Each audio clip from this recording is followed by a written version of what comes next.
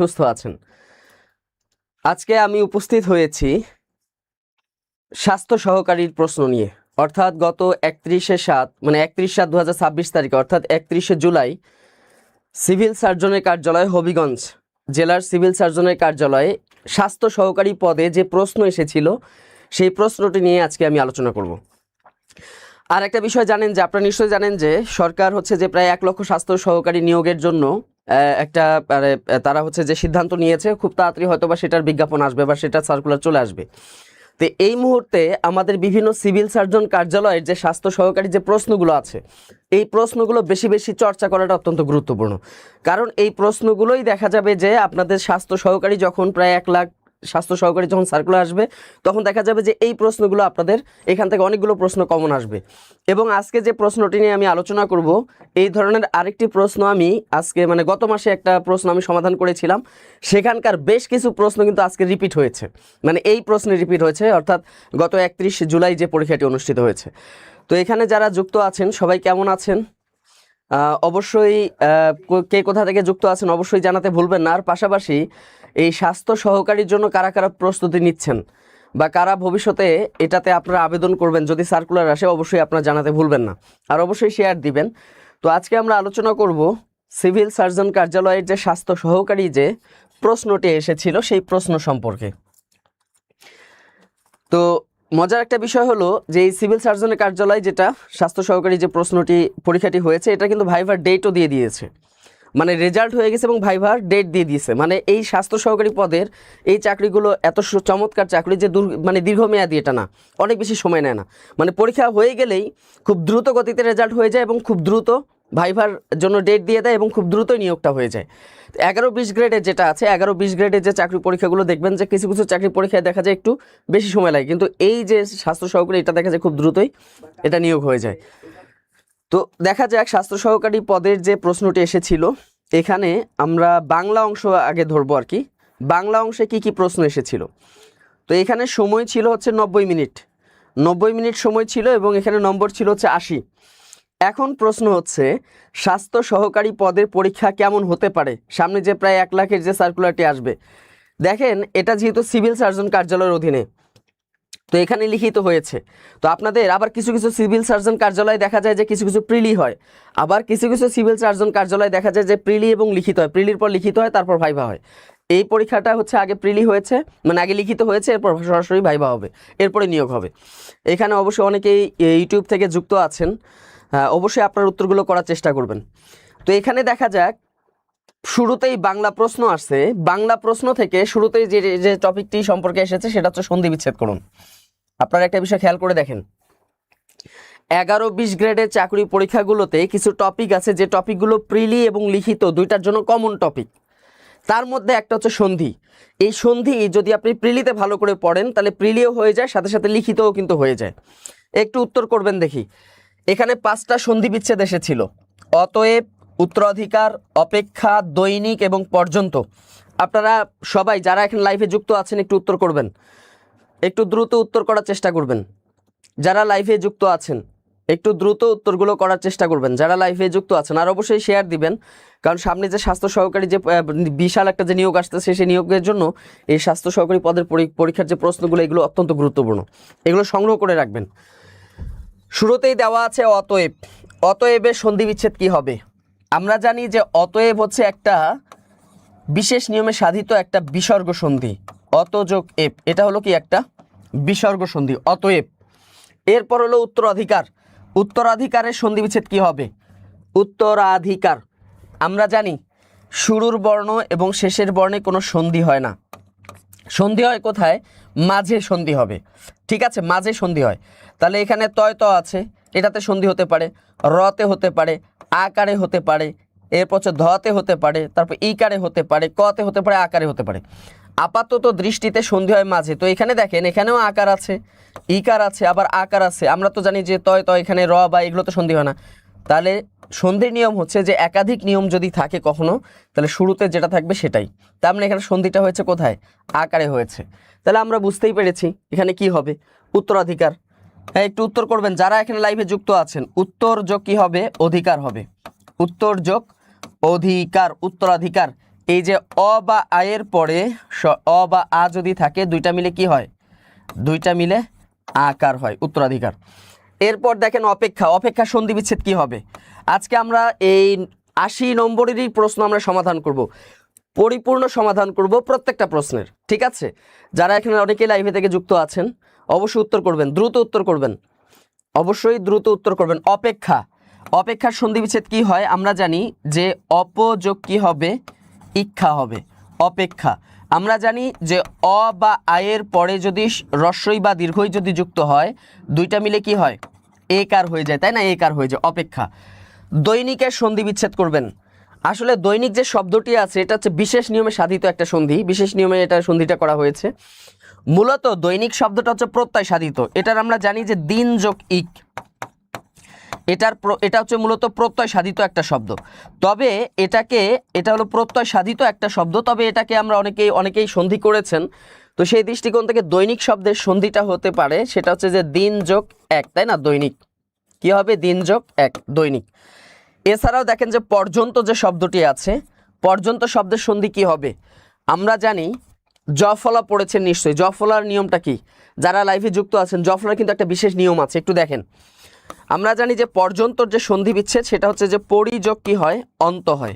আমরা যে বিষয়টা জানি সেটা হচ্ছে যে রস্বই বা দীর্ঘই এর পরে যদি অ বা আ আসে দুইটা মিলে কি হয়, জ বা জফলা হয়, জ বা জফলা যে কোনো একটা হয়।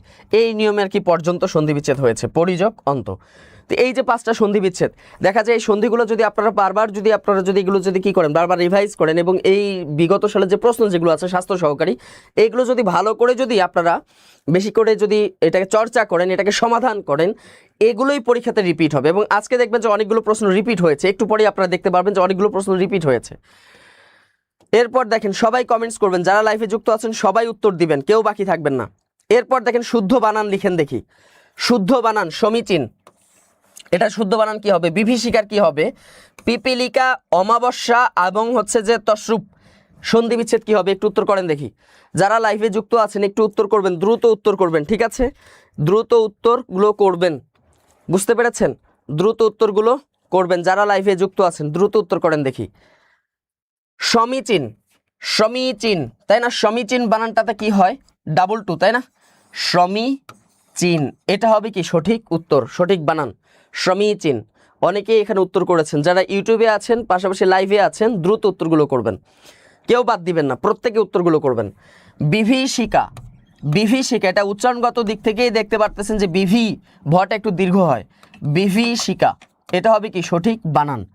পিপীলিকা, পিপীলিকা বানানটা কি হবে, পিপি, তাই না, পিপীলিকা, লিকা, পিপীলিকা। এরপর দেখেন অমাবস্যা, অমাবস্যাটা কি হবে আমরা জানি যে অমাবস্যা দন্তস হয় এখানে অমাবস্যা বানানে। আর একটা হলো তসরূপ, তসরূপ বানানে এখানে দন্তস এবং দীর্ঘকার হবে না, তসরূপ বানান হবে ত ছ র দিয়ে, এখানে কি হবে রস উকার, তসরূপ। এই হচ্ছে কি, এই হলো কি বানান, তাই না।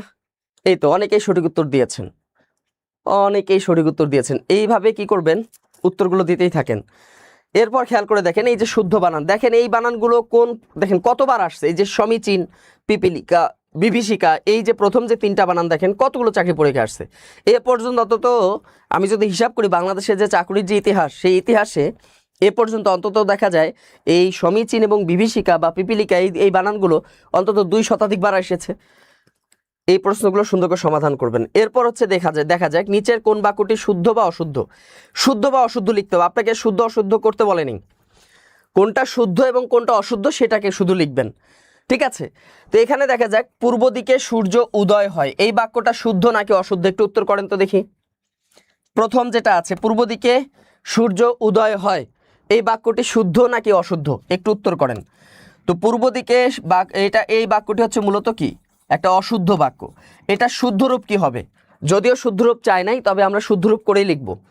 সেটা হচ্ছে যে পূর্ব দিকে, পূর্ব এবং দিক এটা একসাথে যুক্ত হবে, এটা একটা পদেই যুক্ত হয়ে যাবে। পূর্ব দিকে সূর্য উদিত হয়, পূর্ব দিকে সূর্য উদিত হয়, আমরা শুদ্ধ রূপটাও কি করব, অনুশীলন করে ফেলব, ঠিক আছে। এরপর দেখেন পূর্ব দিকে কিন্তু একসাথেই হবে। এরপর খেয়াল করে দেখেন ছেলেটি ভয়ানক মেধাবী, ছেলেটি ভয়ানক মেধাবী, এটা হচ্ছে বাক্য শুদ্ধিকরণের অন্যতম একটা নিয়ম আছে যে অর্থ সামঞ্জস্যশীল হওয়া।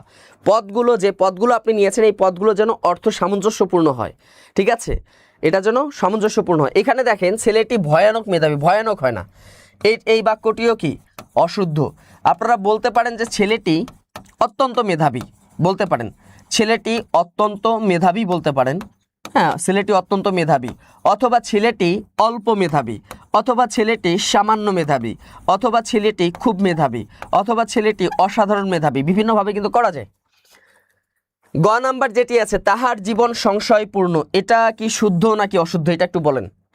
তাহার জীবন সংশয়পূর্ণ, হ্যাঁ অবশ্যই শেয়ার দিবেন বেশি করে, যাতে করে সবাই উপকৃত হতে পারে। বিশেষ করে সামনে স্বাস্থ্য সহকারীর সার্কুলার যখন আসবে এই প্রশ্নগুলোই কিন্তু আপনাদের আসবে, এখান থেকে দেখা যায় 2-1টা প্রশ্ন আপনারা কমন পাবেন, ঠিক আছে। এবার দেখা যাক এটা শুদ্ধ হবে নাকি অশুদ্ধ হবে, একটু উত্তর করেন যারা এখানে যুক্ত আছেন। তাহার জীবন সংশয়পূর্ণ হয় না, এই বাক্যটা হলো অশুদ্ধ। এটা বিভিন্নভাবে লেখা যায়, শুদ্ধরূপ বিভিন্নভাবে করা যায়। সেটা হচ্ছে আমরা যদি এটা শুদ্ধরূপ যদি লিখি, একটু শুদ্ধরূপটা লেখার চেষ্টা করি, সেটা হচ্ছে আমরা এখানে দুইভাবেই লিখতে পারি। একটা হচ্ছে তাহার জীবন সংশয়ময় লেখা যায়, সংশয়পূর্ণ হয় না, কিন্তু এটা সংশয়ময় লেখা যেতে পারে। অথবা তাহার জীবন যদি আপনি পূর্ণ দিতে চান তাহলে আপনাকে লিখতে হবে সংশয়াপূর্ণ, তখন লিখতে হবে সংশয়াপূর্ণ, ঠিক আছে। সংশয়ময় লিখতে পারেন অথবা সংশয়াপূর্ণ লিখতে পারেন, ঠিক আছে। আচ্ছা, সুনামগঞ্জে কবে নিয়োগ হবে এটা আপনাদের জানিয়ে দিবে, সুনামগঞ্জে কবে পরীক্ষা নিবে এটা আপনাদেরকে জানিয়ে দিবে। এরপর খেয়াল করে দেখেন, আপনি সপরিবারে আমন্ত্রিত, এই বাক্যটি শুদ্ধ নাকি অশুদ্ধ। আমরা জানি যে সপরিবার কখনো হয় না, মানে শয়ের নিচে বফলা হয় না, তো এই বাক্যটিও কি অশুদ্ধ, এটাও কি হবে অশুদ্ধ হবে। এটা আপনি লিখতে পারেন যে আপনি সপরিবারে আমন্ত্রিত, এভাবে লিখতে পারেন, আপনি সপরিবারে, এই সপরিবার মানে হচ্ছে পরিবার সহ, ঠিক আছে, সপরিবারে, সপরিবারে হবে না, সপরিবার আমন্ত্রিত, সপরিবার বলতে বোঝায় আপনি পরিবার সহ আপনি আসবেন, আমন্ত্রিত, ঠিক আছে, আমন্ত্রিত। এবার খেয়াল করে দেখেন, 10-এর লাঠি 1-এর বোঝা, এই বাক্যটি শুদ্ধ নাকি অশুদ্ধ, এটা একটু করেন দেখি উত্তর। 1 নাম্বার যেটি উত্তর আছে, 1 নাম্বার যে প্রশ্নটি আছে, 10-এর লাঠি 1-এর বোঝা, এই দায়িত্বটা আপনাদের, এটা একটু শুদ্ধ নাকি অশুদ্ধ একটু উত্তর করেন দেখি। যারা লাইভে যুক্ত আছেন প্রত্যেকে উত্তর করবেন, বাদ থাকবেন না, কেউ যেন বাদ না থাকে, সবাই উত্তর করেন, সবাই একটু মেধা যাচাই করেন যে আমি পারি কিনা, ভুল হোক সমস্যা নেই, আপনাকে যে সঠিক উত্তর দিতে হবে লজ্জা পাওয়ার কিছু নাই, আপনি চেষ্টা করেন দেখি এটা শুদ্ধ নাকি অশুদ্ধ। 10-এর লাঠি 1-এর বোঝা, শামীম রেজা বলেছে এটা শুদ্ধ আছে, হ্যাঁ এই বাক্যটাই শুধু শুদ্ধ, ঠিক আছে। তো এখানে বলেছে নিচের কোন বাক্যটি শুদ্ধ অশুদ্ধ লিখুন, আপনাকে কিন্তু শুদ্ধ করে লিখতে হবে না, আমি শুদ্ধ করে দিয়েছি, শুধু পাশে লিখবেন শুদ্ধ নাকি অশুদ্ধ, ঠিক আছে, ক খ গ ঘ দিয়ে। এরপর দেখা যাক 4 নম্বর যে প্রশ্নটি এসেছে, 4 নম্বর যে প্রশ্নটি এসেছে সেটি হচ্ছে বিপরীত শব্দ লিখেন, একটু বিপরীত শব্দ লিখেন দেখি। ক নাম্বার দেওয়া আছে রপ্তানি, স্থিতি, সহদর, অলিক, সহযোগ, এই যে 5টা শব্দ আছে এটার আপনি কি লিখবেন, বিপরীত শব্দ লিখবেন, এটার বিপরীত শব্দ লিখবেন, ঠিক আছে। একটু দেখা যাক, রংপুরে কবে পরীক্ষা হবে, তাই না, হানিফ বাদশা বলেছেন ইউটিউবে রংপুরে কবে পরীক্ষা হবে, এটা অবশ্যই আপনাদের সিভিল সার্জন কার্যালয় জানিয়ে দিবে কবে পরীক্ষা হবে। এখন দেখা যাক, রপ্তানি এর বিপরীত শব্দ হচ্ছে কি হবে, আমদানি, রপ্তানি এর বিপরীত শব্দ কি হবে, আমদানি, ঠিক আছে, আমদানি বানানটা রস্বইকার হবে, আমদানি রপ্তানি এগুলো হচ্ছে ফার্সি, মানে আমদানির যে শব্দটা ফার্সি ভাষার শব্দ, তাই না। এবার দেখেন স্থিতি, এটার বিপরীত শব্দ কি হবে, বিধি শব্দের বানানে দীর্ঘইকার হয় না, আমরা এমনি জানি যে শব্দ শেষে নি বা নি যদি যুক্ত হয় প্রত্যয় হিসাবে তাহলে দীর্ঘইকার হয়। স্থিতি এর বিপরীত শব্দ কি হবে বলেন, স্থিতি এর বিপরীত শব্দ মূলত হচ্ছে গতি, মনে রাখবেন, অথবা অস্থিতিও লেখা যেতে পারে, ঠিক আছে। আচ্ছা, এরপর দেখেন সহদর, সহদরের বিপরীত শব্দ কি হবে, সহদর মানে কি, একই মায়ের উদরজাত সন্তান বা একই মায়ের উদরে ভূমিষ্ঠ হওয়া সন্তান বা জন্মগ্রহণ করা সন্তান তারাই হলো কি সহদর, বা ভাই তারাই হলো কি সহদর হয়, মানে একই মায়ের গর্ভে জন্ম নেওয়া ভাই। তো এটার বিপরীত শব্দ হচ্ছে বৈমাত্রেয়, বৈমাত্রেয় মানে কি, ভিন্ন মা তবে বাবা এক, বাবা একজন তবে মা দুইজন, এই যে ভিন্ন মায়ের সন্তানরা কি হয়, ভিন্ন মায়ের সন্তানরা কি হয়, বৈমাত্রেয় হয়। অলিক মানে হচ্ছে কি মিথ্যা, এটার বিপরীত শব্দ কি হবে, বাস্তব হবে অথবা সত্য হবে, তাই না, এটা তো আমরা জানি। এরপর দেখেন সহযোগ, সহযোগের বিপরীত শব্দ কি হয়, অসহযোগ, সহযোগের বিপরীত শব্দ হবে কি, অসহযোগ, যোগ। এই তো হয়ে গেল। তো এই প্রশ্নগুলো যত বেশি চর্চা করবেন তত বেশি কি হবে, তত বেশি আপনাদের দক্ষতা বাড়বে। ঠিক আছে, হবিগঞ্জের এক্সাম কি হয়ে গেছে, সিভিল সার্জন কার্যালয় গত 31 তারিখে হয়ে গেছে। ঠিক আছে, এই স্বাস্থ্য সহকারী পদের যে পরীক্ষা। তো এখন দেখা যাক পরবর্তীতে আসেন দেখি, নিচের বাগধারাগুলোর অর্থ লিখেন দেখি, দেখি কে কি পারে, একটু লেখেন দেখি। চক্ষুদান করা, এই বাগধারার অর্থ কি হবে, শুধু অর্থটা লিখবেন। ধামা ধরা, এটার অর্থ কি হবে, শুধু অর্থটা লিখবেন। নিমরাজি, এই বাগধারার অর্থ কি হবে লিখেন। নাটের গুরু, এই বাগধারার অর্থ কি হবে লিখেন।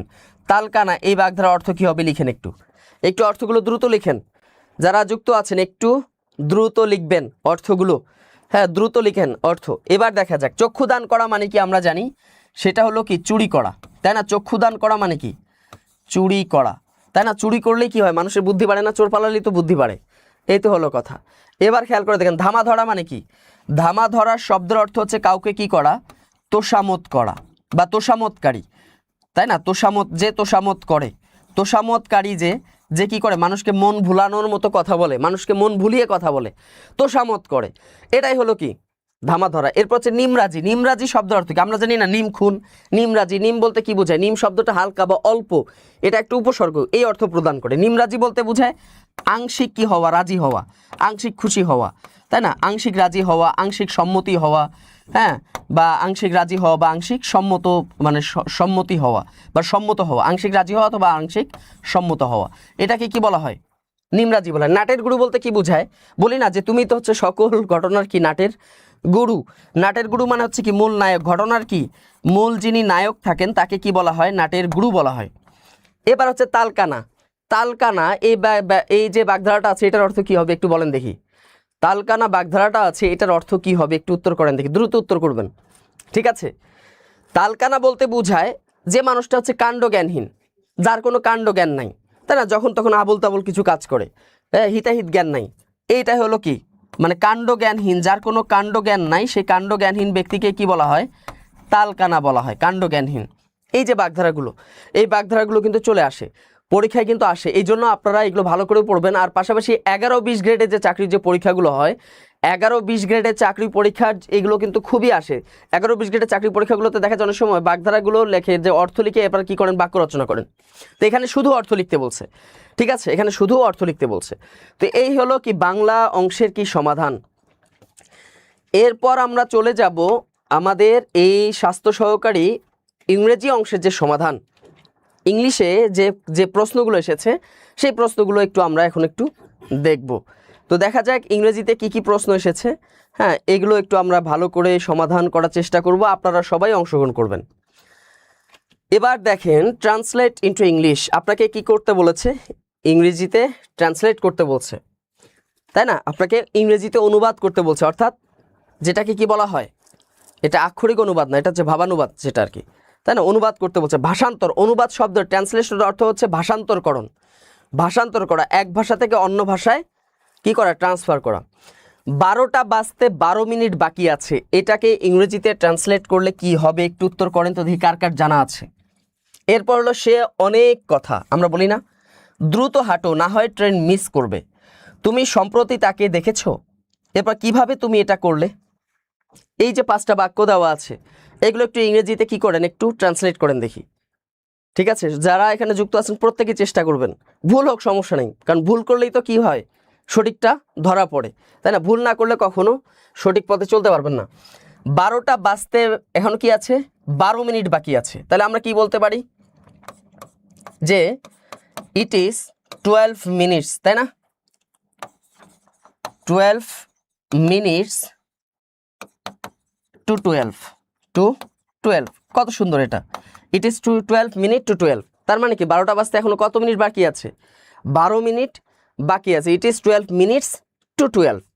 এরপর দেখেন সে অনেক কথা, এটাকে আমরা বিভিন্নভাবে করতে পারি, আমরা বলতে পারি this is a long story, হ্যাঁ বলা যায় this is a long story, সে অনেক কথা, অথবা এটাকে বলতে পারি আমরা, অথবা বলতে পারি it is a long story, it is a long story, হ্যাঁ বলতে পারি।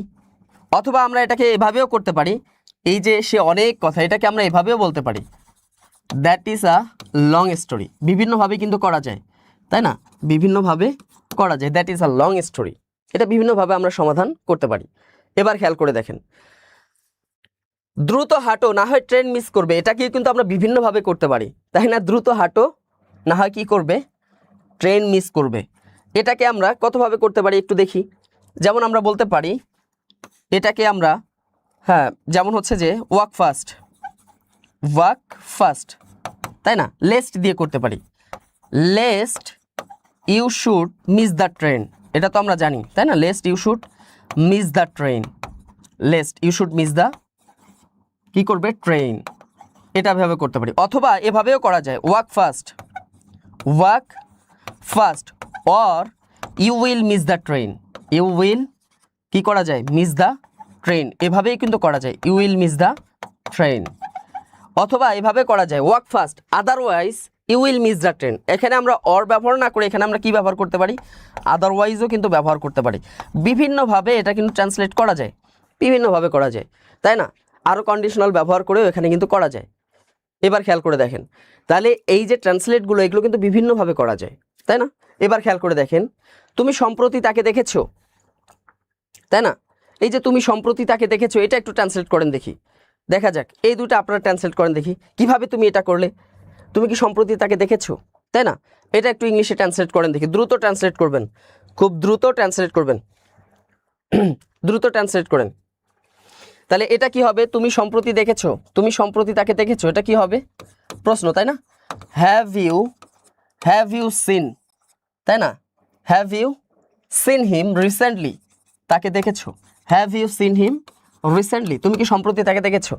কিভাবে তুমি এটা করলে, তাই না?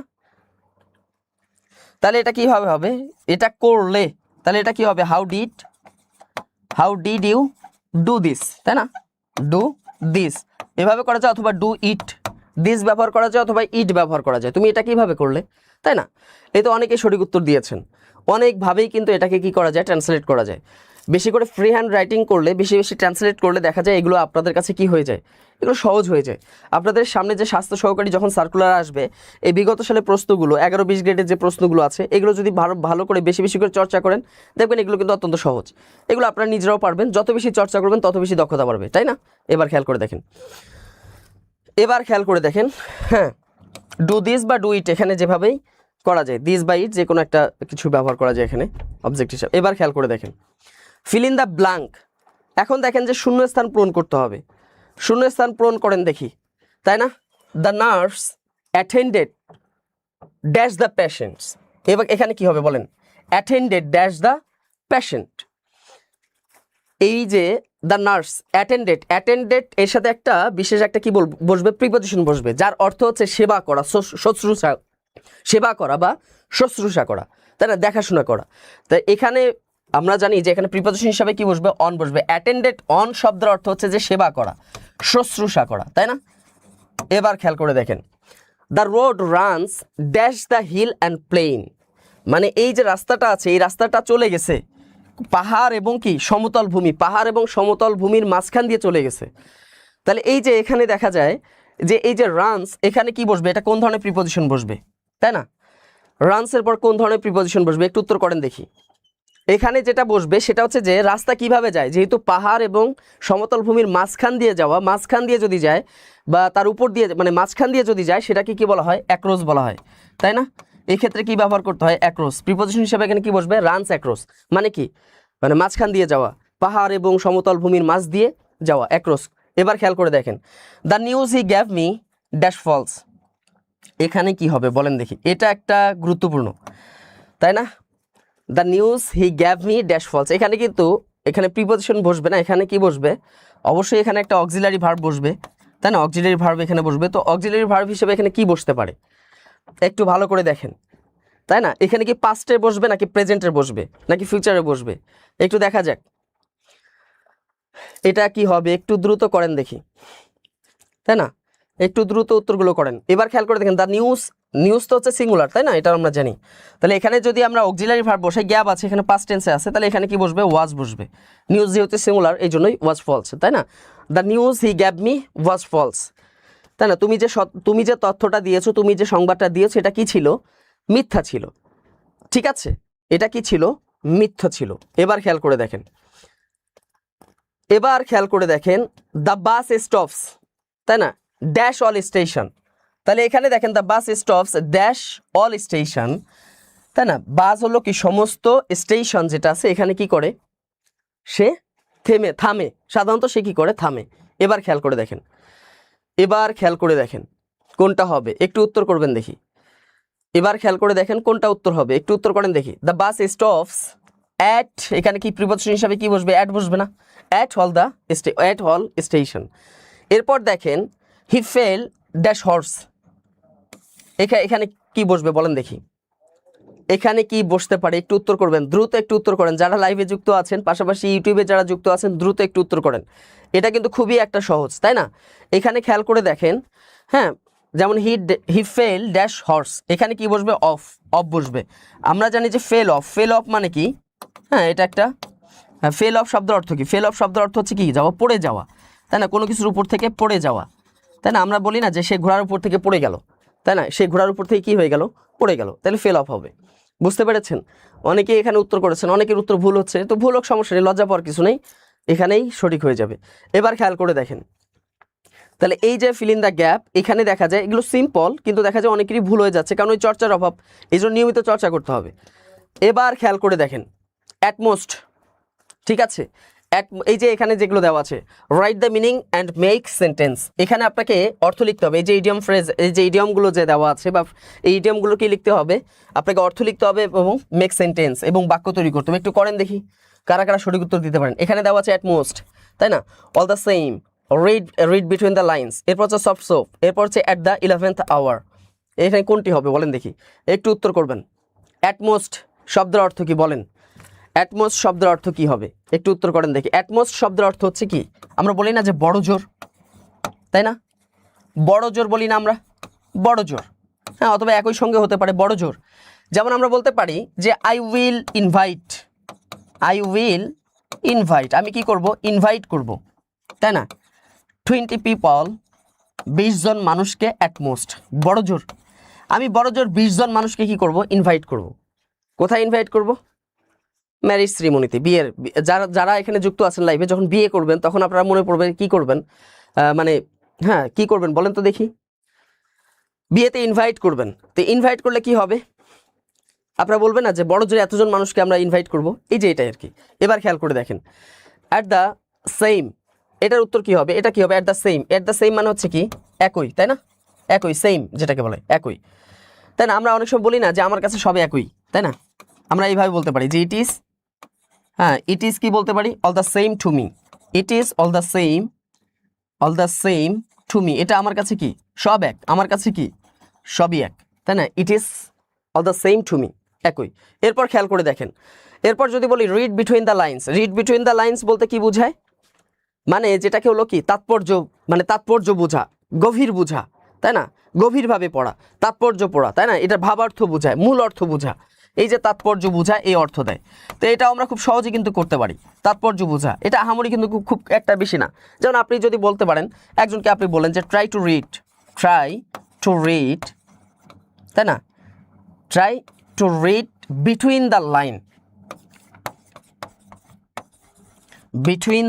লাইন্স, হ্যাঁ, between the lines of the application, আমরা অ্যাপ্লিকেশন লিখি না, আমরা দরখাস্ত লিখি না। তো আপনি অফিসের বস, আপনি একজনকে, আপনার যে অধস্তন যে কর্মকর্তা আছে তাকে আপনি বললেন যে তুমি কি করো, যে মানে try to read between the lines of the application, মানে এই যে পত্র যেটা দরখাস্ত আছে এটার প্রত্যেকটা লাইন তুমি এটা গভীর অর্থভাবে বের করো বা গভীরভাবে বোঝার চেষ্টা করো, আপনি তাকে আদেশ করলেন, তাই না। এবার খেয়াল করে দেখেন, এরপর কি দেওয়া আছে, সফট সোপ বলতে কি বোঝায়, নরম সাবান নাকি, এটা হলো তোষামত করা, মানে এই যে যেটাকে বলা হয় কি, তোষামত করা, কাউকে তোষামত করা, অথবা কারো মন ভুলানোর জন্য কি করা, মানে কারো মন ভুলানো কথা বলা, তাই আছে না যে মন ভুলানো কি করা, কথা বলা, তোষামত করা, তারপর হচ্ছে মন ভুলানো কথা বলা, এই অর্থে কিন্তু এখানে কি হতে পারে, ব্যবহার হতে পারে। তো এই যে এটা আমরা কি করতে পারি, এটা একটা বাক্য তৈরি করেন তো দেখি, এবার আপনারা করেন দেখি, আমি তো 3টা করলাম, এবার আপনারা 2টা করেন। এবার দেখা যায় at the 11th hour, at the 11th hour আমরা বলি না, এটা হচ্ছে অফিসিয়াল ল্যাঙ্গুয়েজ হিসেবে ব্যবহার হয়। যখন আপনারা জব করবেন তখন দেখা যাবে যে কি এটা অফিসিয়াল ল্যাঙ্গুয়েজ হিসাবে এটা ব্যবহার করবে, যে অ্যাট দ্য 11th আওয়ার আমি এটা করে দিব, কাজটা করে দিব। এবার অ্যাট দ্য 11th আওয়ার মানে কি শেষ মুহূর্ত, একদম কি শেষ মুহূর্ত, হ্যাঁ শেষ মুহূর্ত, শেষ মুহূর্তে বা শেষ মুহূর্ত বোঝায় এটা। আচ্ছা, তো এটা আর কি আপনারা বলবেন, তাই না? যেমন এটা আর কি, এটা কি হবে একটু উত্তর করেন দেখি, একটু দ্রুত উত্তর করবেন, একটু দ্রুত উত্তর করেন। নেভার, এই যে সফট সফট বলতে কি বোঝায়? আপনারা কাউ হয়তো বলতে পারেন, কাউকে উপদেশ দিতে পারেন, নেভার বিলিভ, তাই না? Never believe in others soft soft, তাই না? কি বলা যায়? Soft soft, others soft soft. তার মানে কি করবে না, কখনো অন্যের তোষামদে বিশ্বাস করবে না, কখনো অন্যের চাটুকারিতে কি করবে না, বিশ্বাস করবে না, তাই না? আচ্ছা, এবার খেয়াল করে দেখেন, অ্যাট দ্য 11th আওয়ার মানে কি শেষ মুহূর্তে, একদম কি শেষ মুহূর্ত। এবার এটা আমরা কি করতে পারি, যে যেমন বলতে পারি যে they reached at the bus station, এটা খুব সহজেই করা যায়। যেমন আমরা বলতে পারি দে রিচড, তারা পৌঁছাইলো, তাই না? They reached at the bus station, at the bus station, হ্যাঁ, they reached at the bus station at the 11th hour, at the 11th hour. তার মানে কি বোঝায়? 11th আওয়ার মানে তারা একদম কি শেষ মুহূর্তে কোথায় পৌঁছাইছে? বাস স্টেশনে পৌঁছাইছে। এইভাবে আমরা কি করতে পারি, খুব সুন্দর করে কিন্তু করতে পারি, তাই না? এই তো বুঝতে পেরেছেন, never believe in others soft soft, তাই না? এই যে এই বিষয়গুলো, তাহলে এভাবে কিন্তু দেখা যায় খুব সহজেই কিন্তু আমরা যদি অর্থগুলো বুঝি, খুব সহজেই কিন্তু আমরা কি ট্রান্সলেট করতে পারি। যত বেশি ট্রান্সলেট করবেন দেখা যাবে যে আপনার ফ্রি হ্যান্ড রাইটিংটা তত বেশি উন্নত হবে। এরপরে যে প্রশ্নটি আছে, right 5 sentences on health assistant. Health assistant সম্পর্কে 5টা বাক্য লিখবেন, এটা আপনারা বাসায় লিখবেন, ঠিক আছে? এই যে স্বাস্থ্য সহকারী সম্পর্কে 5টা বাক্য লিখবেন। তো এই জন্য কী করতে হবে, এগুলো আগে শিখে যাবেন। সামনে স্বাস্থ্য সহকারী যতগুলো সার্কুলার আসবে অবশ্যই স্বাস্থ্য সহকারী সম্পর্কিত তথ্য পড়ে যাবেন। এই যে স্বাস্থ্য মন্ত্রণালয় যাবেন, স্বাস্থ্য মন্ত্রণালয়, স্বাস্থ্য অধিদপ্তর, এই ওয়েবসাইটগুলোতে ঢুকে দেখবেন যে তাদের অ্যাবাউট বা সম্বন্ধে এরকম যে সাইটে লেখা আছে, উপরে দেখবেন ডান বা বাম পাশে, ওটাতে ক্লিক করলে আপনি স্বাস্থ্য মন্ত্রণালয় কী কী কার্যক্রম আছে এগুলো জানতে পারবেন। এরপর হচ্ছে স্বাস্থ্য সহকারী লিখে সার্চ দিলে স্বাস্থ্য সহকারী কী কী কাজ এগুলো জানতে পারবেন। এগুলো সুন্দর করে বাংলায় পড়বেন, পাশাপাশি 10-20টা বাক্য এটা ইংলিশও ট্রান্সলেট করে নিয়ে যাবেন, ঠিক আছে? এইভাবে আপনারা করবেন। এবার খেয়াল করে দেখেন, এরপর আছে গণিতের প্রশ্ন। দেখেন গণিতে 3টা প্রশ্ন আছে, একটু সবাই চেষ্টা করবেন। এখানে খেয়াল করে দেখেন, গণিতের যে প্রশ্নগুলো আছে সেটা হচ্ছে রহিম সাহেব 240 টাকায় কিছু ডিম কিনলো, মানে সে 240 টাকা দিয়ে কিছু ডিম কিনেছে। সে যদি একটি ডিম বেশি পেত, মানে 240 টাকায় ধরা, দেখেন যে 240 টাকা সে 20টা ডিম পাইছে। এখন সে যদি একটা ডিম বেশি পাইতো, মানে 21টা ডিম যদি সে পাইতো, একটা বেশি পাইতো, তাহলে প্রত্যেকটা ডিমের দাম গড়ে 1 টাকা কমে যেত। তাহলে দেখা যায় যে 240 টাকা দিয়ে যে সে যদি 20টা ডিম পায়, তাহলে আমরা জানি যে একটা ডিমের দাম কত হয়, 24 টাকা করে হয়, নাকি না? কত টাকা হয়, মানে 12 টাকা করে হয়, তাই না? একটা ডিমের দাম কত হয়? 12 টাকা, তাই না? 12 টাকা করে হয়। এখন 20টা ডিম, সে যদি 21টা ডিম কিনতো তাহলে হয়তো বা ডিমের দাম 1 টাকা কম পড়তো, অর্থাৎ 11 টাকা করে পড়তো। বিষয়টা হচ্ছে এটাই। তো এটাকে আমরা কি করব, সমাধান করব, তাই না? তো যারা এখানে যুক্ত আছেন একটু করতেই থাকেন, দেখি আপনারা আপনাদের মতো করতে থাকেন। তাহলে এখানে 240 টাকা দিয়ে কিছু ডিম কিনলো, যদি একটা ডিম সে বেশি পায় তাহলে প্রত্যেকটা ডিমের দাম গড়ে 1 টাকা কম হয়। এখন সে কতগুলো ডিম কিনেছিল সেটা আমরা সমাধান করব, তাই না? তো এখানে যে ম্যাথটা আছে সেটা হচ্ছে, একটা বিষয় খেয়াল করে দেখেন, যে আমরা বলতে পারি যে মনে করি সে এক্সটি ডিম কিনেছিল, তাই না? মনে করি রহিম কতটি ডিম কিনেছিল, মনে করি যে রহিম ডিম কিনেছিল কয়টি, আমরা সহজেই করতে পারি, কিনেছিল কতটি ডিম কিনেছিল, মনে করেন যে এক্সটি ডিম সে কিনেছিল, তাই না? আচ্ছা, এবার খেয়াল করে দেখেন, তাইলে সর্বমোট এক্সটা ডিম কিনছিল। এবার খেয়াল করে দেখেন, তাহলে 240 টাকায় পাওয়া যায় কতটি ডিম, 240 টাকায় পাওয়া যায় কতটি ডিম পাওয়া যায়, আমরা জানি এক্সটি ডিম পাওয়া যায়। তাহলে 240 টাকায় যদি আমরা এক্স ডিম পাই, তাহলে আমরা কি বলতে পারি, প্রত্যেকটা ডিমের দাম কত, তাই না? ধরেন যে 240 টাকায় যদি 20টা ডিম পাই, তাহলে প্রত্যেকটা ডিমের দাম কত, তাহলে 20 দিয়ে ওই 240কে ভাগ করলেই তো বের হয়ে যায়, বিষয়টা তাই। তাহলে আমরা কি বলতে পারি, তাহলে প্রত্যেকটা ডিমের দাম কত, তাহলে প্রতিটি ডিমের দাম কত আসে, প্রতিটি ডিমের দাম আসবে, তাহলে মোট দাম কত, 240। এখন ডিম কিনেছি কত, এক্স ডিম কিনেছি, তাহলে এক্স দিয়ে মানে মোট ডিম দিয়ে দামটাকে ভাগ করলেই তো হয়ে যায়, তাহলে এত টাকা। আচ্ছা, এখন খেয়াল করে দেখেন, যদি যদি একটা ডিম বেশি পেত তাহলে প্রত্যেকটা ডিমের দাম 1 টাকা কম হতো। আচ্ছা, যদি একটি ডিম বেশি হয়, যদি একটি ডিম বা একটি ডিম বেশি পেত, আমি একটু বুঝে বুঝে লিখতেছি, একটি ডিম যদি বেশি পেত তাহলে মোট ডিম কত হইতো? তাহলে মোট ডিমের সংখ্যা কত হতো? তাহলে আগে ছিল এক্স ডিম, এবার কি হবে? একটা ডিম সে বেশি পাচ্ছে, তাহলে এক্স প্লাস ওয়ান এতটি ডিম পাইতো। তাহলে এক্ষেত্রে যদি একটা ডিম সে বেশি পায়, তো তবে প্রতিটি ডিমে মানে দেখা যাইতো যে 240 টাকা, মানে প্রতিটি ডিমের দাম কত হইতো বলেন দেখি? যদি এবার একটা ডিম বেশি পায় তাহলে প্রতিটি ডিমের মূল্য কত হবে বলেন দেখি? প্রত্যেকটা ডিমের মূল্য হবে, তাহলে মোট টাকা হলো 240, আর মোট ডিম পাইলাম কতটা? একটা বেশি পেয়েছি, তাহলে এক্স প্লাস ওয়ান এত টাকা হইতো। এতটুকু বুঝতে পেরেছেন তো? এতটুকু তো ঠিক আছে। এবার খেয়াল করে দেখেন, এবার হচ্ছে আমরা কি লিখতে পারি? তাহলে সে যদি এক্স ডিম কিনে তাহলে তার ডিমের দাম প্রত্যেকটা দাম হলো এত টাকা, আর যদি একটা ডিম বেশি পায় তাহলে প্রত্যেকটা ডিমের দাম আসে কত? এত টাকা। তাহলে আমরা প্রশ্ন মতে কি বলতে পারি? আমরা প্রশ্ন মতে বলতে পারি তাহলে 240 টাকায় সে কি করেছে? প্রথম ডিম কিনেছে, এক্সট্রা ডিম। এরপর সে কি করেছে? ওই একটা ডিম সে বেশি কিনেছে। তো একটা ডিম যদি সে বেশি পায় তাহলে তাহলে দেখা যায় ডিমের দাম 1 টাকা কমে।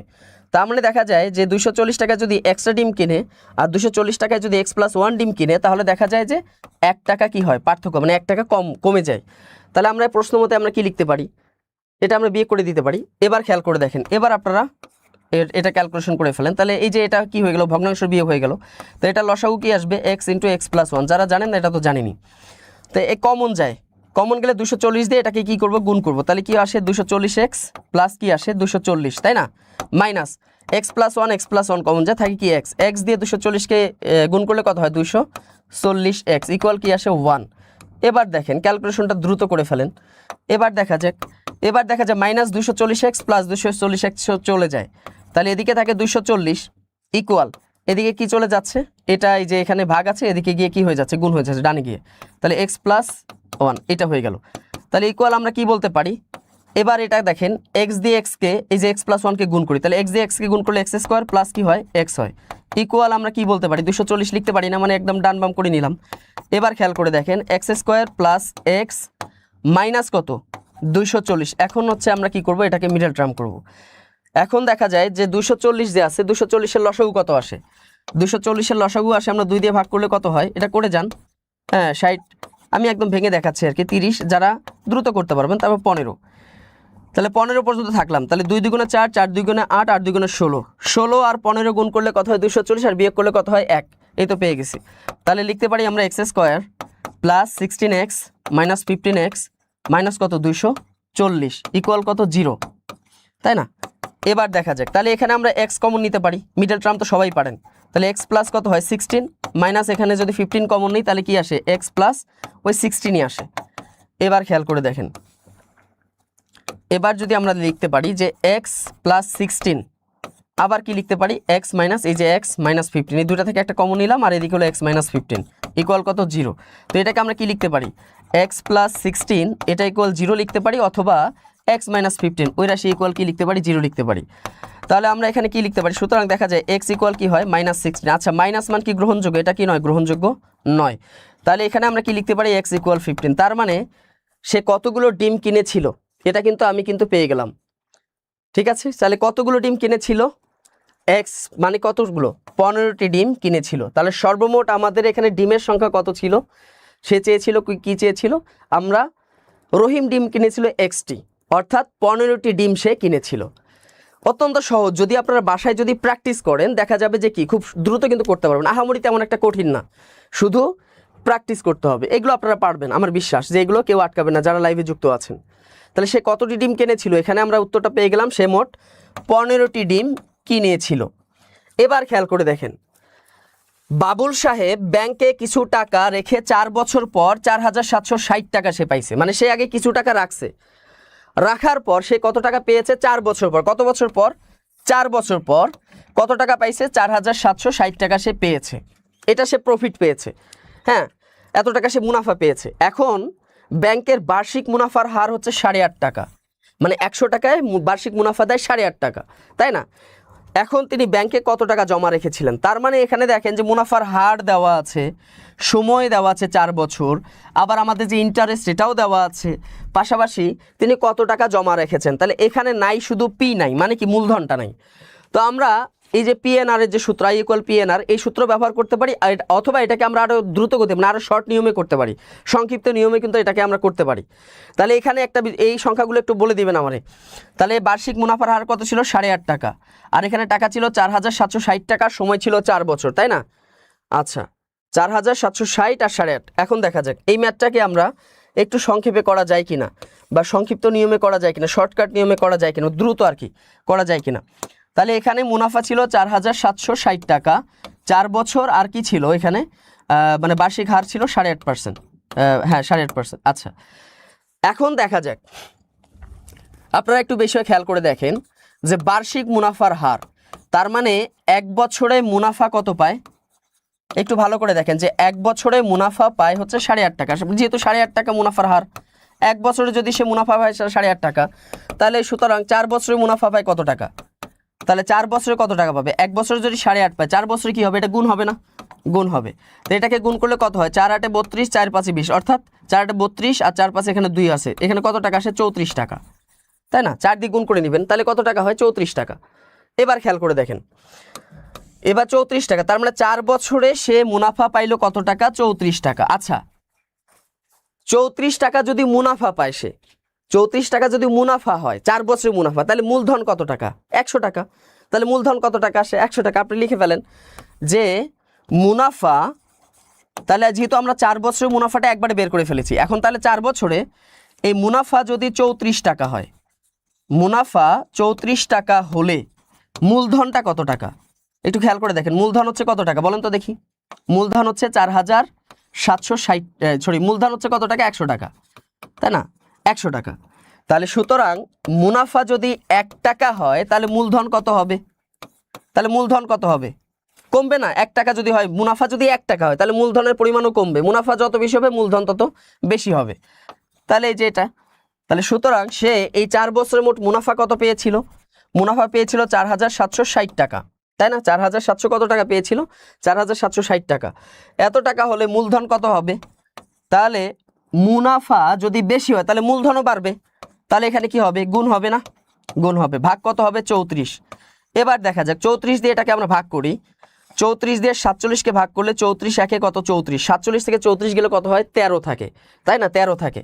তাহলে এখানে থাকে 13, আর এর সাথে কি নামে আসবে? 36, 136। এবার 34 দিয়ে ভাগ করেন, 3 4 কত? 120, 4 4 16, তাহলে 4 বাজে যায়। 4 4 16 কত হয়? 6 হয়, হাতে কত থাকে? 1, 3 4 12 একে 13, এই তো হয়ে গেছে। আর এখানে শূন্যটা এখানে বসায় দেন, তাহলে 140। তার মানে 34 দিয়ে 4,760কে ভাগ করলে কত হয়? 140। এবার 140 আর 100 গুণ দেন, কত হয়?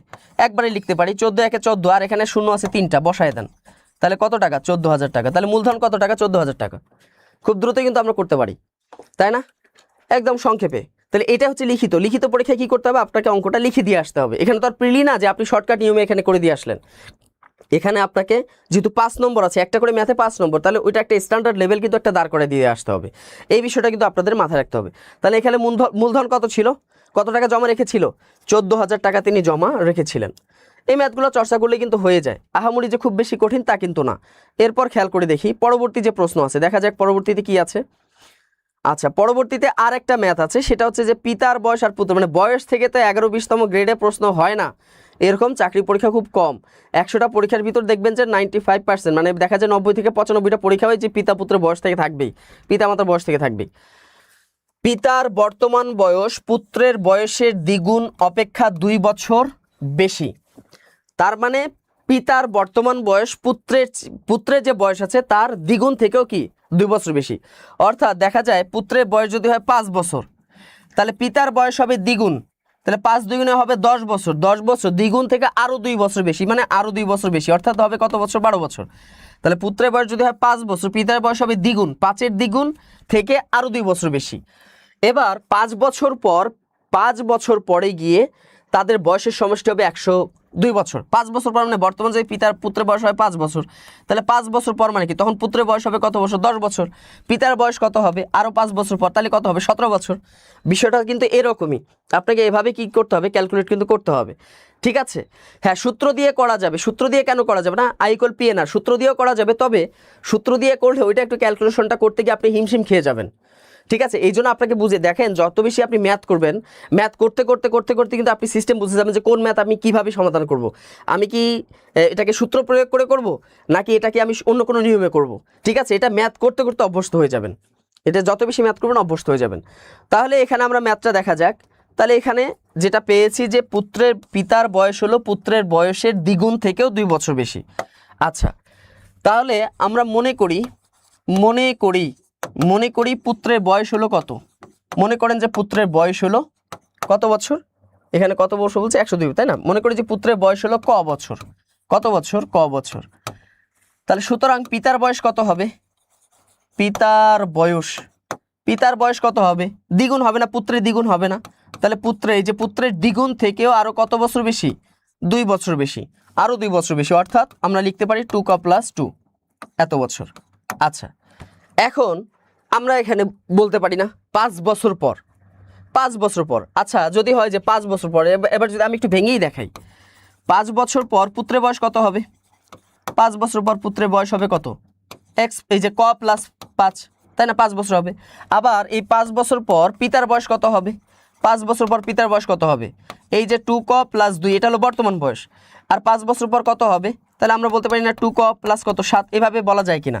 এভাবে করা যায়, অথবা একবারেও করা যায়। আপনারা যেভাবে, আমরা এই ক্যালকুলেশনটা দেখা যায় এই লাইনটা না করে একদম প্রশ্ন মতে আমরা চলে যেতে পারি, একবারেই কিন্তু করা যায়। তাহলে এখন আমরা কি করতে পারি? প্রশ্ন মতে লিখতে পারি কিনা? প্রশ্ন মতে বলছে পিতা ও পুত্রের বয়সের সমষ্টি কত? এই যে 5 বছর পর কি হবে? পিতা পুত্রের বয়সের সমষ্টি যদি 102 হয়, তাহলে পুত্রের বর্তমান বয়স কত?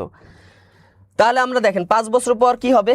পুত্রের বয়স হবে ক + 5 যোগ পিতার বয়স হবে কত? 2 ক + কত হবে? 7 ইকুয়াল 2 জনের বয়সের সমষ্টি হবে 102 বছর। 102 বছর, তাই না? তার মানে 5 বছর পর, এই যে 5 বছর পর পুত্রের বয়স হবে এত, পিতার বয়স হবে এত। এখন 5 বছর পর 2 জনের সমষ্টি হবে 102 বছর। তাহলে প্রশ্ন মতো 2 জনের সমষ্টি এগুলো 102 লিখতে পারি কিনা? পারি। এবার 2 ক আর ক কত হয়? 3 ক ইকুয়াল কত হয়? 102। এবার দেখেন একবারে করে ফেলি, 5 এবং 7 দুইটাই যোগ আছে, 5 7 কত হয়? 12। এই 12কে যোগ করে যদি আমরা ডানে নিয়ে যাই, তাহলে কি হচ্ছে? বিয়োগ হয়ে যায় না? এদিকে যোগ আছে, বিয়োগ। তাহলে আমরা এখানে কি বলতে পারি? ক ইকুয়াল কি বলতে পারি? 102 থেকে 12 গেলে কত হয়? 90। আর এই 3টা ডানে গিয়ে কি হবে? এখানে গুণ আছে, ডানে গিয়ে হবে ভাগ। 3 এখানে কি হবে? ভাগ হবে, শুধু 3। এবার যদি আমরা এটাকে ভাগ যদি করি, 3 দিয়ে যদি 90কে ভাগ করি, তাহলে কত বছর হয়? একটু খেয়াল করে দেখেন, ভাগ করলে কত হয়? 30 হয়। তাহলে ক ইকুয়াল 30। তাহলে আমরা পুত্রের বয়স ধরেছিলাম কত বছর? ক ধরেছিলাম, তাহলে কত বছর হবে উত্তরটা? 30 বছর। তাহলে পুত্রের বয়স কত হবে? 30 বছর। এই যে ক্যালকুলেশন, খুব সহজে কিন্তু আমরা কিন্তু এই ম্যাথটা কিন্তু করতে পারি। এই জন্য বেশি বেশি করে বিগত সালে 11-20 গ্রেডের বিগত সালে 10 বছরের প্রশ্ন যদি আপনারা চর্চা করেন, 11-20 গ্রেডের কোনো চাকরির পরীক্ষায় আপনি ঠেকে যাবেন না। একটা চাকরি নিশ্চিত হবে যদি আপনি বিগত সালের প্রশ্নগুলো যদি পড়েন, বিগত 10 বছরের প্রশ্ন, যে কোনো একটা চাকরি পরীক্ষা আপনি টিকবেন, মানে আপনার চাকরি হবেই। এই জন্য বেশি বেশি করে প্র্যাকটিস করতে হবে 11-20 গ্রেডের চাকরি পরীক্ষার প্রশ্ন। আচ্ছা, এবার আসেন সাধারণ জ্ঞান। এখানে ছিল 15 নম্বর। এখন উত্তর করেন দেখি, জেন জি বলতে কি বোঝায়? মানে জেন জি যেটাকে বলে, জেন জেড যেটা আর কি, জেনারেশন জেড বা জেনারেশন জি যেটাকে বলা হয়, এটা বলতে কি বোঝায় আপনাকে লিখতে হবে। এটা কিন্তু এমসিকিউ না, এটাকে আপনাকে কি করতে হবে? লিখতে হবে। আচ্ছা স্যার, সিভিল সার্ভিস স্বাস্থ্য সহকারী পিরোজপুরের এক্সাম কবে হবে? এটা আমি বলতে পারবো না, কারণ সিভিল সার্জন কার্যালয়ের পরীক্ষাগুলো সিভিল সার্জন যে কার্যালয় আছে ওরা কিন্তু জানিয়ে দিয়ে থাকে, এটা আগে থেকে বলা যায় না। সাধারণত সিভিল সার্জন কার্যালয়ের পরীক্ষাগুলো খুব দ্রুত হয়, 1 মাসের ভিতরে হয়ে যায়। যেমন এই যে হবিগঞ্জ সিভিল সার্জন কার্যালয়ে যে প্রশ্নটি আমি পড়াচ্ছি স্বাস্থ্য সহকারীর, এটার কিন্তু পরীক্ষা হয়ে গেছে, রেজাল্ট দিয়ে দিছে এবং এটার ভাইবার ডেটও দিয়ে দিছে। হ্যাঁ, এই যে দেখা যায় ফার্স্ট উইকে ভাইবা শুরু হবে, সম্ভবত 7ই আগস্ট বা এরকম আর কি ভাইবাটা শুরু হবে, বা 3 আগস্ট না এরকম একটা ডেট আমি দেখে আসলাম, এই মুহূর্তে মনে পড়তেছে না। তো তাদের ভাইবার ডেটও কিন্তু হয়ে গেছে। তো এবার দেখা যাক, একটু উত্তর করেন দেখি, জেনজি বলতে কি বোঝায়? একটু দ্রুত উত্তর করেন, জেনজি বলতে কি বোঝায়? এটা হলো বিশেষ করে 1997 সাল থেকে 2012 সাল পর্যন্ত যারা জন্মগ্রহণ করেছেন, এই 1997 থেকে 2012 সালে এর মধ্যে যারা জন্মগ্রহণ করেছে তাদেরকে কি বলা হয়?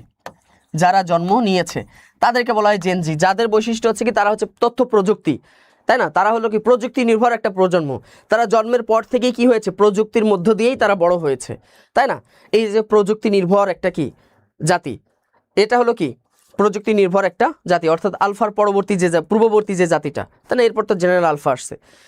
এবার খেয়াল করে আচ্ছা অ্যাপ্লাইয়ের 7 মাস হয়েছে, কিন্তু এটা পরীক্ষার ডেট জানিয়ে দিবে, পরীক্ষার ডেট দিয়ে দিলে তখন দ্রুত পরীক্ষাটা হয়ে যাবে, ঠিক আছে? এবার খেয়াল করে দেখেন, হবিগঞ্জ সিভিল সার্জন অফিস সহায়কের প্রশ্ন, আচ্ছা এটা হয়ে যাবে, এটা পরবর্তী সময় হবে। প্রাচীন হরিকেল বাংলাদেশে কোন কোন জেলা নিয়ে গঠিত? এটা একটু উত্তর করেন তো দেখি, প্রাচীন হরিকেল কোন কোন জেলা নিয়ে গঠিত? একটু উত্তর করবেন, প্রাচীন হরিকেল কোন কোন জেলা নিয়ে গঠিত? একটু দ্রুত উত্তর করবেন। এটা আমরা জানি যে হরিকেলটা হচ্ছে যে সেই প্রাচীন যে সিলেট অঞ্চল, এছাড়াও দেখা যায় যে চট্টগ্রাম অঞ্চল, সিলেট, চট্টগ্রাম ও পার্বত্য চট্টগ্রাম যে অঞ্চলটা আছে, এই 3টা অঞ্চল নিয়ে কি পার্বত্য চট্টগ্রাম, এই 3টা অঞ্চল নিয়ে কি ছিল হরিকেল ছিল। এরপর খেয়াল করে দেখেন, মুক্তিযুদ্ধে জেড ফোর্সের অধিনায়ক কে? এই উত্তরটা কে জানেন না বলেন? সবাই কিন্তু জানেন, উত্তর করেন দেখি, কমেন্টস করেন।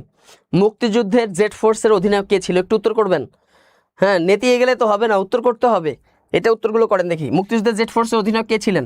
আমরা জানি যে শহীদ প্রেসিডেন্ট জিয়াউর রহমান, তাই না? শহীদ প্রেসিডেন্ট জিয়াউর রহমান কি ছিলেন? জিয়াউর রহমান ছিলেন কি জেড ফোর্সের অধিনায়ক। কে ফোর্স, এস ফোর্স, তাই না? হ্যাঁ, কেএম শফিউল্লাহ ছিল, হ্যাঁ, তারপর হলো কি এই যে এরকম যে বিভিন্ন ফোর্সের যারা দায়িত্বপ্রাপ্ত ছিল, জিয়াউর রহমান। এই তো এগুলো আপনাকে উত্তর লিখতে হবে, শুধু উত্তরটুকু লিখলেই হয়ে যাবে, তাই না? শুধু উত্তরটুকু লিখলেই হয়ে যাবে। এবার খেয়াল করে দেখেন, এবার খেয়াল করে দেখি পরবর্তীতে এবার আর কি কি প্রশ্ন আসে একটু দেখা যাক, সাধারণ জ্ঞান থেকে আর কি কি প্রশ্ন এসেছে। হ্যাঁ, সবাই উত্তর করবেন। এরপর দেখা যাক, হ্যাঁ, মানব দেহের সবচেয়ে বড় অঙ্গের নাম কি বলেন দেখি? মানব দেহের যতগুলো অঙ্গ আছে সেই বড় অঙ্গের নামটা কি? একটু উত্তর করেন। এরপর দেখা যাক, বাংলাদেশের সম্প্রতি কোন আন্তর্জাতিক সংস্থার সভাপতি নির্বাচিত হয়েছে? এখানে কিন্তু বলে নাই। সম্প্রতি বাংলাদেশ একটা গুরুত্বপূর্ণ সংস্থার কি হয়েছে? সভাপতি নির্বাচিত হয়েছে। অনেকে জিয়াউর রহমান লিখেছেন, আপনাদের জ্ঞাতার্থে বলি, আপনাকে অবশ্যই শহীদ প্রেসিডেন্ট জিয়াউর রহমান বলতে হবে, ঠিক আছে? শুধু জিয়াউর রহমান বলবেন না, অবশ্যই শহীদ প্রেসিডেন্ট জিয়াউর রহমান বলতে হবে। এই ব্যাপারে খুবই কনসিয়াস থাকতে হবে, খুবই সচেতন থাকতে হবে। যখন ভাইবা দিবেন, ভাইবা বোর্ডে গিয়ে যদি বলে জেড ফোর্সের অধিনায়ক কে ছিল, যদি বলেন জিয়াউর রহমান, তাহলে কিন্তু আপনাকে কিন্তু আটকাই দিবে, আপনাকে বলতেই হবে শহীদ প্রেসিডেন্ট জিয়াউর রহমান। এই বিষয়গুলো কিন্তু খুবই সেন্সিটিভ, ঠিক আছে?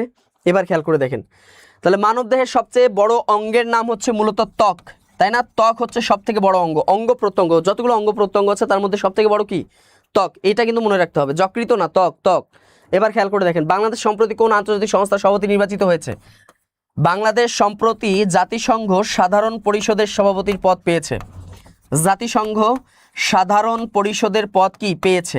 সাধারণ পরিষদ, তাই না? আমরা জানি সাধারণ পরিষদের কি হয়েছে? সভাপতি নির্বাচিত হয়েছে। তার নাম কি? তার নামটাও মনে রাখবেন, ডক্টর খলিলুর রহমান। বাংলাদেশের যে পররাষ্ট্রমন্ত্রী আছে ডক্টর খলিলুর রহমান, হ্যাঁ, তিনি কি হয়েছেন? সভাপতি নির্বাচিত হয়েছেন। কততম সভাপতি? 81তম সভাপতি। এই বিস্তারিত তথ্য জেনে রাখবেন, এই প্রশ্নগুলো কি হতে পারে? রিপিট হইতে পারে। এরপর খেয়াল করে দেখেন, 12 ভূঁইয়া কাকে বলা হয়? 12 ভূঁইয়া বলতে কি বুঝায়? 12 ভূঁইয়া কারা ছিল? 12 ভূঁইয়া বলতে বুঝায়, আপনারা জানেন, একটু উত্তর করেন দেখি। সেটা হচ্ছে আমরা জানি যে সম্রাট আকবর, সম্রাট আকবর, তাই না? সম্রাট আকবর ও সম্রাট যে জাহাঙ্গীর সাহেব ছিলেন, তাই না? সম্রাট আকবর, আকবরের পুত্র যে জাহাঙ্গীর, এই সম্রাট আকবর এবং জাহাঙ্গীরের শাসনকালে, সম্রাট আকবর কত সাল থেকে ছিল? আমরা জানি যে সম্রাট আকবর 1556 থেকে 1605 খ্রিস্টাব্দ পর্যন্ত কি ছিল? সে সম্রাট ছিল 50 বা 51 বছর বা 52 বছর। আর 1605 থেকে 1627 এটা ছিল কে? সম্রাট জাহাঙ্গীর কি করেছে? এই দিল্লি সাম্রাজ্য মানে মুঘল সাম্রাজ্যের কি ছিল? অধিপতি ছিল। এই সময় এই বাংলার 12 জন, বাংলার 12 জন, এরকম 12 জন কি ছিল? স্বাধীন চেতা, স্বাধীনতাকামী 12 জন কি ছিল? জমিদার ছিল, যারা আকবর এবং জাহাঙ্গীরের সময় বিরোধিতা করেছিল। 12 জন জমিদার, এরাই হচ্ছে কি 12 ভূঁইয়া নামে পরিচিত, ঠিক আছে? এরাই হলো কি 12 ভূঁইয়া নামে পরিচিত। এরপর দেখা যাক যে হরমুজ প্রণালী কোন দুটি দেশকে বিভক্ত করেছে? একটু উত্তর করেন দেখি। হরমুজ প্রণালী কিন্তু বর্তমানে খুবই আলোচিত একটা প্রণালী, একটু করেন দেখি, কোন দুইটা দেশকে বিভক্ত করেছে বলেন দেখি। হরমুজ প্রণালী। 12টা রাজা লিখলে হবে না, হ্যাঁ, একটু সাজিয়ে সুন্দর করে লিখতে হবে, ঠিক আছে? 12টা রাজা লিখে দিলেই কিন্তু হবে না, একটু সুন্দর করে সাজিয়ে গুছিয়ে লিখতে হবে। আমরা জানি যে হরমুজ প্রণালীটা হচ্ছে মূলত বিভক্ত করেছে, আমরা জানি যে একদিকে ইরান আর একদিকে কি ওমান, তাই না, একদিকে ইরান আর একটা হলো কি ওমান, আর যুক্ত করেছে পারস্য উপসাগর এবং কি ওমান উপসাগর, এই দুটো উপসাগর কি করেছে, যুক্ত করেছে। বুঝতে পেরেছেন? এবার খেয়াল করে দেখেন দক্ষিণ চীন সাগরে কোন দুইটি দেশের মধ্যে সংঘাত চলমান, বলেন তো দেখি। এই দক্ষিণ চীন সাগরে দুইটা দেশের মধ্যে বর্তমান সংঘাত চলমান আছে, এমন দুইটা দেশ আছে, উত্তর করেন দেখি। যারা যুক্ত আছেন উত্তর করেন, কোন দুইটা দেশের মধ্যে কি আছে, সংঘাত বর্তমানে চলমান আছে। আমরা আসলে প্রিলির প্রশ্ন সমাধানে অভ্যস্ত, যেমন আজকে যদি প্রিলির প্রশ্ন হয়তো দেখতেন যে অনেকেই উত্তর করতে পারতেন, কিন্তু লিখিত প্রশ্ন দেখেন যে লিখিত প্রশ্ন আপনাদের কত গ্যাপ। প্রিলির প্রশ্ন আপনারা শুধু প্রিলি নির্ভর পড়াশোনা করেন, পড়াশোনা করতে হয় সবসময় হচ্ছে লিখিত নির্ভর, রিটেন নির্ভর, হ্যাঁ তাই না। লিখিত নির্ভর যদি পড়াশোনা করেন আপনি, তাহলে দেখা যায় লিখিত প্রিলি দুইটাই, মানে রিটেন এবং প্রিলিমিনারি দুইটাই কিন্তু হয়ে যায়।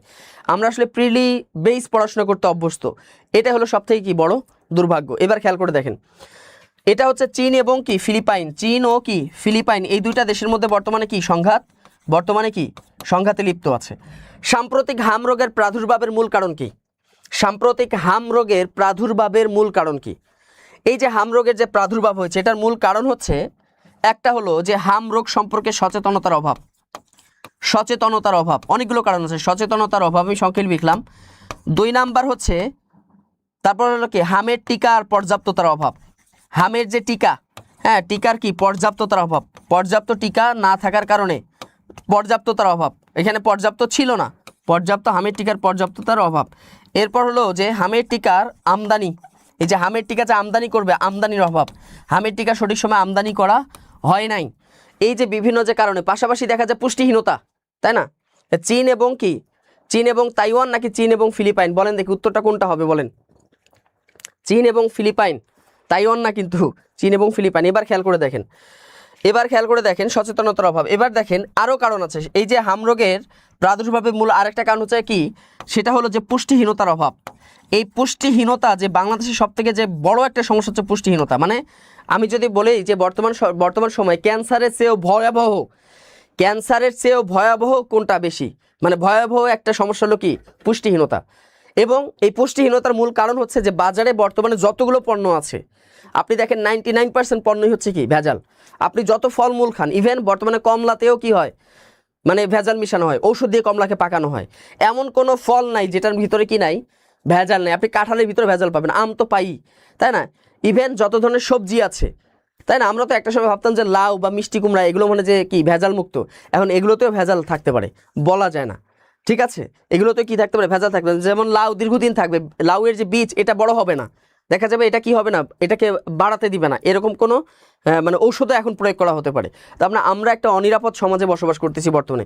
এই পুষ্টিহীনতার কারণে কি হয়, রোগ প্রতিরোধ ক্ষমতা কমে যায়। বিভিন্ন কারণ হচ্ছে কি প্রাদুর্ভাবের মূল কারণ। এবার হচ্ছে 4IR বলতে কি বোঝায়, এটা একটু উত্তর করেন দেখি। 4IR, তাই না, 4IR বলতে কি বোঝায়, যেটাকে বলা হয় চতুর্থ শিল্প বিপ্লব, তাই না, 4th ইন্ডাস্ট্রিয়াল রেভলিউশন যেটা আর কি, তাই না, চতুর্থ শিল্প বিপ্লব। এই যে চতুর্থ যে শিল্প বিপ্লব, চতুর্থ শিল্প বিপ্লব, এই চতুর্থ শিল্প বিপ্লবটা কখন শুরু হয় বলেন তো দেখি। 2016 সালে শুরু হয়। এখন আমার কথা হচ্ছে 2016 সালে শুরু হয়। আবার এই বিপ্লবটাকে কি বলা হয়, মানে এই যে প্রজন্মটা, এটাকে বলা হয় মূলত প্রযুক্তি নির্ভর বিপ্লব বলা হয়, বা প্রযুক্তি নির্ভর শিল্প বিপ্লবও বলা হয়ে থাকে এটাকে। হ্যাঁ, এটা আপনাকে পড়তে হবে। এখন কথা হচ্ছে যে এই যে 4IR, এটার জনককে বলেন দেখি, এটার জনকের নাম কে উত্তর দিতে সঠিকভাবে উত্তর দিবেন। এটার জনকের নাম কি, একটু সঠিকভাবে উত্তর দেন, তাই না। এটার জনকের নাম কি, একটু উত্তর দেন তো দেখি। এই যে 4IR এর জনক, চতুর্থ শিল্প বিপ্লবের জনক হচ্ছে ক্লাউস শোয়াব। মনে রাখবেন, ক্লাউস শোয়াব 2016 সালে তিনি কি করেন, এটার প্রবর্তন করেন, তিনি হচ্ছেন এটার প্রবক্তা। আচ্ছা, তো এই হচ্ছে আজকের সিভিল সার্জন কার্যালয় যেটা আছে, সেখানকার যে স্বাস্থ্য সহকারী পদের লিখিত প্রশ্ন। এই যে স্বাস্থ্য সহকারী লিখিত প্রশ্ন, সামনে সিভিল সার্জন কার্যালয়ে যে স্বাস্থ্য সহকারী, অর্থাৎ 1 লাখ স্বাস্থ্য সহকারী নিয়োগ আসতেছে। আপনারা জানেন যে বাংলাদেশ সরকারের যে মাননীয় যে কি স্বাস্থ্যমন্ত্রী, তিনি ঘোষণা দিয়েছেন যে স্বাস্থ্য সহকারী 1 লাখ নেওয়া হবে। এটা বর্তমান প্রক্রিয়াধীন আছে। এই সামনে যে 1 লাখ স্বাস্থ্য সহকারী যে সার্কুলার আসবে, এই সার্কুলারে দেখা যাবে এটা কি হতে পারে, প্রিলিও হতে পারে, পরীক্ষা লিখিত হতে পারে, অথবা প্রিলির পর লিখিত হতে পারে।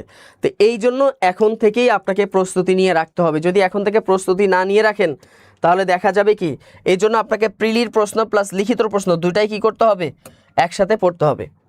তো যারা স্বাস্থ্য সহকারী যে সামনে এবং এই সিভিল সার্জন কার্যালয়ে যে স্বাস্থ্য সহকারী যতগুলো পরীক্ষা হয়, এই স্বাস্থ্য সহকারী সম্পর্কে যদি কেউ আগাম প্রস্তুতি নিতে চান অথবা চলমান যতগুলো সিভিল সার্জন কার্যালয়ে পরীক্ষা হয় স্বাস্থ্য সহকারী ব্যাচে, মানে স্বাস্থ্য সহকারী পদে, এজন্য আপনারা চাকরি প্রস্তুতি নিতে আমাদের চলমান স্বাস্থ্য সহকারী, হ্যাঁ, গোল্ড লাইফ ব্যাচ 2 নাম্বার যে ব্যাচটি আছে এই ব্যাচটিতে যুক্ত হতে পারেন। হ্যাঁ, এই ব্যাচটিতে যুক্ত হতে পারেন, সেটা হচ্ছে 1499 টাকায় আপনারা যুক্ত হতে পারেন। তবে এই সুযোগটা হয়তো বা থাকবে না। আজকে থেকে আমাদের 55% ছাড়ে কিন্তু ভর্তি শুরু হয়ে গেছে, তো হয়তো বা একটু বাড়তে পারে আর কি, একটু দেখে নেবেন। হ্যাঁ, এরপর হচ্ছে যেটা হলো, তো এই যে স্বাস্থ্য সহকারী ব্যাচ, এছাড়াও আমাদের 11-20 গ্রেড আছে। অথবা আপনারা যদি কেউ মন চায় যে না আমি 11-20 গ্রেডের 11 থেকে 20তম গ্রেড, হ্যাঁ, গ্রেডের যে আমাদের যে লাইভ ব্যাচ 11 আছে, এই ব্যাচেও আপনারা যুক্ত হতে পারেন। এই ব্যাচে যুক্ত হলে দেখা যায় 11-20 গ্রেডভুক্ত যতগুলো চাকরি পরীক্ষা হয় সবগুলো প্রস্তুতি হয়ে যাবে। প্রায় 10টা পদের 10টা 11 থেকে 20 পর্যন্ত 10টা গ্রেড আছে। এই 10টা গ্রেডের শত শত চাকরি পরীক্ষার প্রস্তুতি হয়ে যায় যদি আপনি 11-20 গ্রেডের কি হন প্রস্তুতি নেন। ঠিক আছে, এবার খেয়াল করে দেখেন রিটেনের জন্য ভালো বুক কোনটা হবে। আপাতত যেটা বাজারে তো প্রচলিত অনেক বই আছে, তবে প্রফেসরসের বইটা হচ্ছে অ্যাভেলেবল রিটেনের জন্য আর কি। দেখা যায় বিগত সালে বিভিন্ন প্রশ্নগুলো এখানে থাকে। এছাড়াও দেখা যায় অন্যান্য প্রকাশনী যে যার কাছে যেটা ভালো লাগে, আমি বলতেছি মানে যার কাছে যে বইটা ভালো লাগে, বিভিন্ন প্রকাশনী আছে, ইনসেপশন আছে, প্রিসেপ্টার্স আছে, ফেনমস আছে, রিসেন্ট পাবলিকেশনস আছে। হ্যাঁ, তারপর দেখা যায় এরকম বিভিন্ন পাবলিকেশন বাজারে আছে। যে বইটা আপনার কাছে ভালো লাগে আপনারা সেই বইটাই নিতে পারেন 11-20 গ্রেডের লিখিতের জন্য। এবার খেয়াল করে দেখেন, আর হচ্ছে প্রিলির পড়াশোনাটা গুছিয়ে পড়লেই হয়ে যায়। 11-20 গ্রেড একটা সুবিধা হচ্ছে প্রিলির পড়াশোনা করলেই লিখিত হয়ে যায়।